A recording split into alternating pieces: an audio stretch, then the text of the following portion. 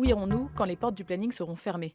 C'est avec cette question que le planning familial alerte sur sa situation financière critique. Fermeture d'antenne, baisse de subventions, le planning, qui fête bientôt ses 70 ans et regroupe 82 associations, alerte sur les conséquences de la réduction des financements. Concrètement, le conseil départemental de la Drôme, par exemple, a décidé de fermer 7 centres sur 12 et de baisser de 20% ses subventions.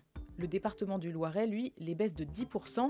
Quant au conseil régional des Pays de la Loire, il supprime la totalité des subventions au planning familial. 9 associations sont déjà touchées par ces coupes. Ces baisses de subventions, elles ont des conséquences directes pour l'association. Moins d'informations, moins de prévention, moins de soutien à la sexualité des plus jeunes ou de prise en charge de victimes de violences. Alors pour faire face à ces coupes, le planning familial a lancé une campagne de soutien, une cagnotte en ligne, une mobilisation sur les réseaux avec le hashtag Je soutiens le planning. Le planning familial, il existe depuis 1956. L'association accueille tous les publics, anonymement et gratuitement, pour faire de la prévention, informer sur la contraception, la sexualité, l'avortement. Annie Ernaux, Pénélope Bagieux, Rokhaya Diallo ou encore Judith Godrèche, de nombreuses personnalités et associations ont aussi voulu se mobiliser. Elles signent une tribune dans le monde pour alerter et protester contre ces coupes. Ce qui se joue ici, ce n'est pas une simple question budgétaire, ni un événement isolé restreint à quelques territoires, ce sont des attaques politiques contre les droits et la santé sexuelle et reproductive. De son côté, Aurore Berger, interrogée par l'AFP,